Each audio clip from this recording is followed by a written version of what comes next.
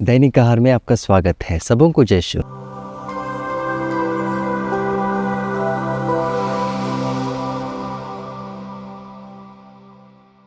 मेरे मित्रों, मेरे प्यारे भाइयों और बहनों, मेरी मुलाकात एक छोटी सी लड़की से हुई जो 10वीं कक्षा में थी।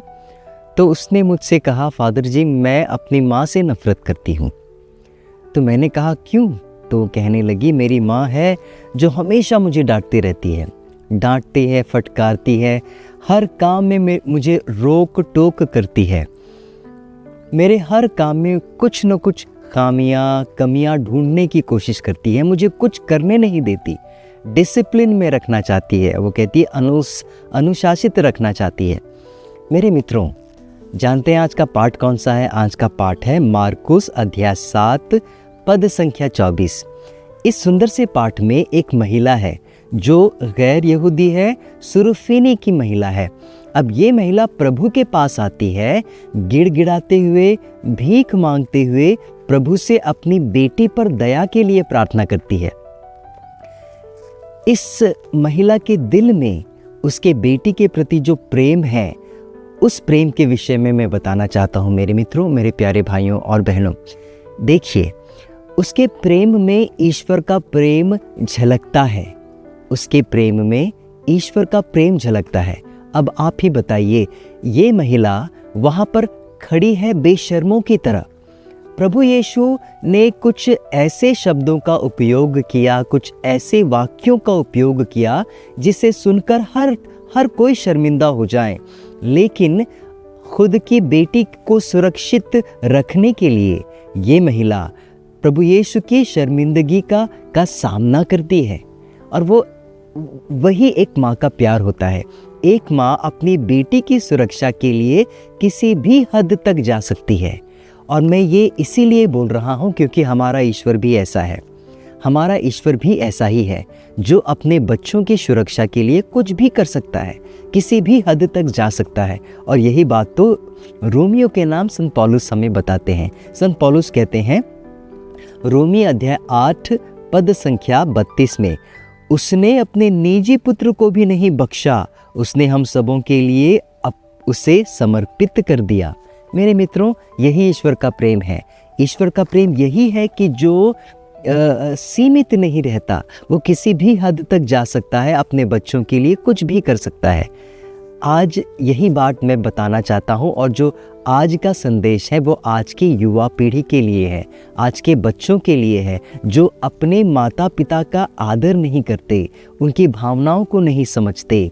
इस माँ के विषय में बोलते हुए मैं यही बताना चाहता हूँ कि हमें अपनी माँ से, अपने पिता से प्रेम करना है। क्यों? क्योंकि वो ईश्वर की तरफ से आता है। ध्यान से सुने प्रभु का वचन क्या कहता है। प्रभु का वचन हमें बताते हैं कि इब्रानियों के नाम अध्याय 12 पद संख्या 7 और 8 में प्रभु का वचन कहता है, जब भी हम कष्ट सहते हैं या दंड भोगते हैं, यह एक प्रमाण है। याद रखिए मैं किसके बारे में बोल रहा हूँ।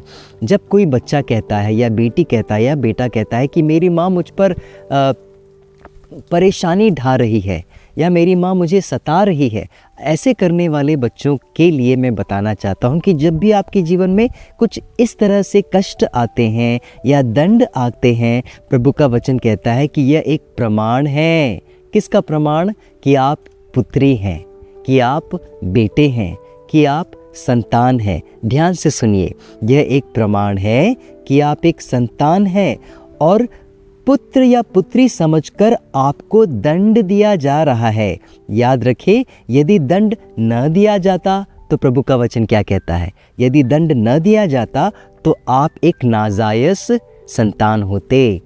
अब वचन को ध्यान से सुनिए, प्रभु हमें क्या बताना चाहते हैं। इब्रानियों के अध्याय 12 पद संख्या 11 में प्रभु कहते हैं, जब दंड मिलता है, अर्थात जब मेरी माँ मुझे भला बुरा कहती है, मेरी माँ मुझे सताती है या मेरी माँ मुझे डांटती है, फटकारती है, रोकती है, टोकती है, तो तब क्या होता है? जब मुझे दंड मिलता है तो वह सुखद नहीं होता, वो सुखद नहीं होता, वो दुखद प्रतीत होता है। किंतु जो दंड के द्वारा अनुशासित होते हैं, मतलब डिसिप्लिन्ड होते हैं, वे बाद में धार्मिकता का शांतिप्रद फल प्राप्त करते हैं। आज मान लीजिए कि आपकी माँ हमेशा आपको डांटती है, फटकारती है, परेशानी करती है, रोकती है, टोकती है, कठोरता से आपके सामने आती है, लेकिन बाद में प्रभु का वचन कहता है कि आप धार्मिकता का शांतिप्रद फल उत्पन्न करेंगे। अब और ध्यान से सुनिए, प्रभु का वचन क्या कहता है उन लोगों के लिए जिनकी नज़रों में उनकी माँ या उनके पिता गिर चुके हैं या उनसे प्रेम नहीं करते या कठोर दिल बन चुके हैं। वो क्या कहते हैं? सूक्ति ग्रंथ अध्याय 13 पद संख्या 24 प्रभु का वचन कहता है, जो छड़ी नहीं लगाता, छड़ी का मतलब जानते हैं आप? टीचर की छड़ी, जिसके हाथ में छड़ी होती है और उससे मार खाते हैं। वो कहते हैं जो छड़ी नहीं लगाता वह अपने बच्चों का शत्रु है। इसका मतलब ये है कि अगर आप चाहते हैं कि आपकी माँ आपके जीवन में दखल अंदाजी बिल्कुल भी नहीं करे, वो नहीं करेगी तब जब वो आपकी शत्रु होगी। वो आपकी शत्रु नहीं है और इसीलिए वो दखल अंदाजी करती है, इसीलिए वो आपको डांटती फटकारती है। अब वचन को सुनिए, वह अपने बच्चों की शत्रु है।